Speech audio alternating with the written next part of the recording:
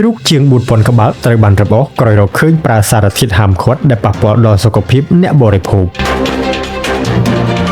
សាច់ជ្រូកដែលមើលទៅឃើញស្រស់ៗពណ៌ក្រហមល្អធ្វើឲ្យអ្នកទិញខ្វល់កចង់បានប៉ុន្តែពេលខ្លះមិនមែនសុទ្ធតែគុណភាពល្អនោះឡើយអាជ្ញាធរទីក្រុងដុងណាយភាគខាងត្បូងប្រទេសវៀតណាមបានរកឃើញកសិដ្ឋានចិញ្ចឹមជ្រូកចំនួន7កន្លែងដែលលួចប្រើសារធាតុសាប៊ូលតាមុលដើម្បីធ្វើឲ្យជ្រូកមានសាច់ច្រើនខ្លាញ់តិចនិងមើលទៅស្រស់ស្អាតងាយលក់បានតម្លៃខ្ពស់និងអាចបង្កហានិភ័យយ៉ាងធ្ងន់ធ្ងរទៅដល់សុខភាពអ្នកទទួលទានយោងតាមការចុះផ្សាយរបស់សារព័ត៌មានវៀតណាម Thoi Tre ការត្រួតពិនិត្យនេះបានធ្វើឡើងកាលពីថ្ងៃទី28ខែកក្កដាដល់ថ្ងៃទី4ខែសីហាដោយបានរកឃើញជ្រូកនៅកសិដ្ឋានចំនួន7កន្លែងដែលមានផ្ទុកសារជាតិសាប៊ូលតាមុលដែលជាសារធាតុជំរុញការលូតលាស់សាច់របស់ជ្រូកនៅក្នុងនោះមន្ត្រីជំនាញវៀតណាមបានរឹបអូសជ្រូកជាង4100ក្បាលដើម្បីបន្តការស៊ើបអង្កេតនិងប្រមូលសំណាក់បន្ថែមដើម្បីវិភាគនៅមន្ទីរពិសោធន៍ករណីនេះបានបង្កើនឲ្យមានការព្រួយបារម្ភអំពីសុវត្ថិភាពចំណីអាហារនិងជំរុញឲ្យអាជ្ញាធរត្រូវពង្រឹងការត្រួតពិនិត្យកសិដ្ឋានចិញ្ចឹមសត្វនៅទូទាំងប្រទេសដើម្បីធានានូវសុខភាពអ្នកប្រើប្រាស់និងទប់ស្កាត់ការប្រើប្រាស់សារធាតុហាមឃាត់ក្នុងវិស័យផលិតសាច់សត្វដែលបង្ក